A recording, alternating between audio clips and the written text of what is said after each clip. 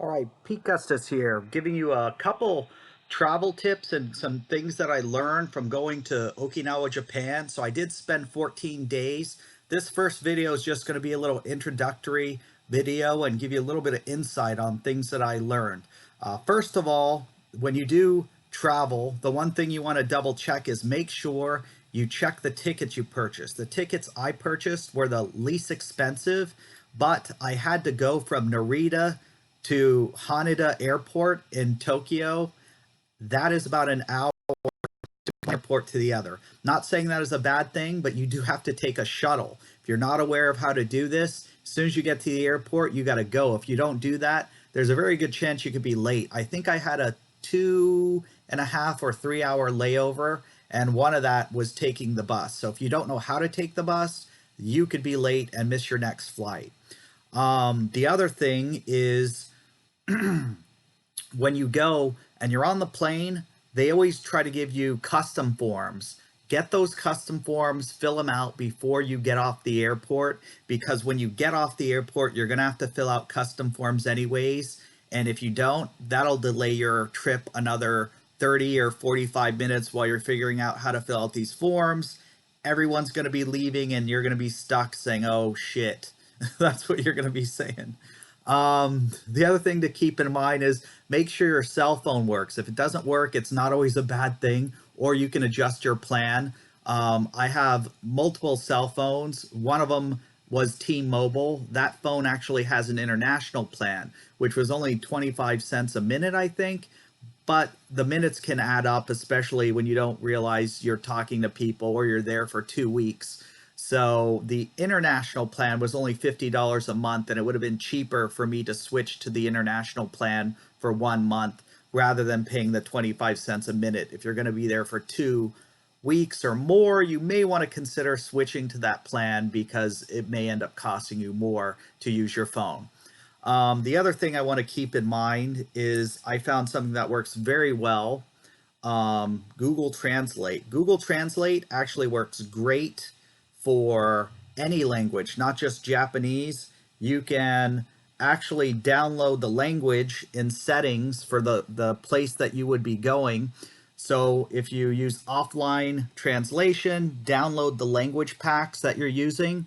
So if you don't have Wi-Fi, you can actually type and it will translate. This also uses a speech translate. You talk and it will allow you to translate. As long as you do phrases and not, paragraphs, it actually works pretty well. It's when you start getting too complex that the translation doesn't always make sense. But if you do short things, it'll be helpful. If you're in Okinawa, Japan, or Japan traveling, it's very, I want to say easy, because a lot of people, they're friendly. And if you don't understand the exchange rates or ask people how much something costs, they will actually, type it and put it on their phone and show it to you. The main reason they do that is because they don't want any confusion later.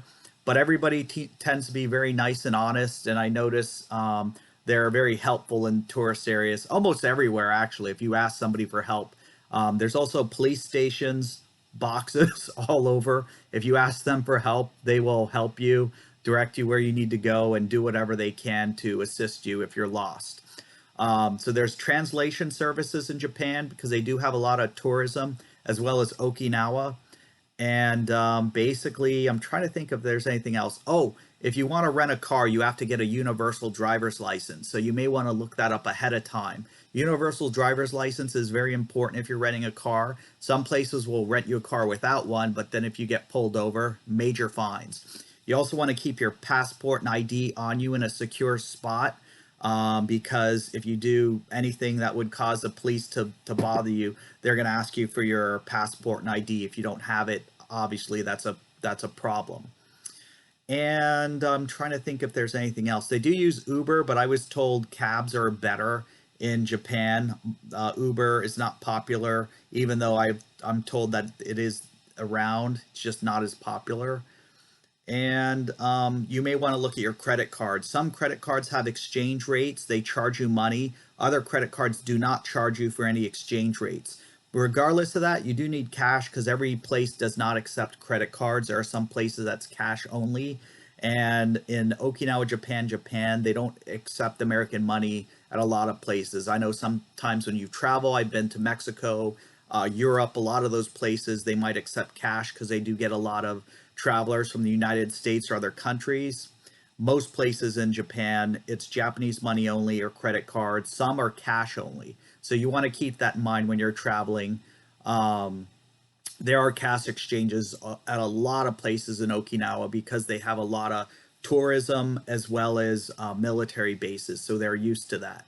And those are some of the key things. Oh, the one last thing, my car sat for over 2 weeks and the battery died. So the one thing I would recommend, wherever you're parking your car, unplug your battery, or you can get like a universal charger to basically keep your battery alive, some solar thing or something. I know they sell those.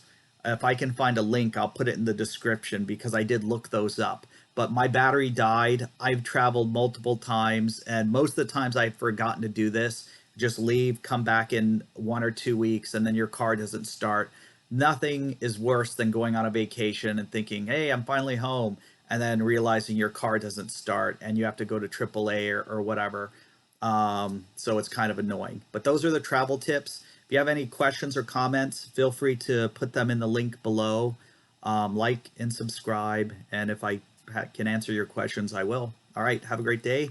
And there was 14 days of a lot of the footage, and it's very rough editing, so keep that in mind because I had well over 10 hours of footage that I used and so much footage I did not use. So the editing's very, I want to call it dirty, but well, enjoy it. Have a great day.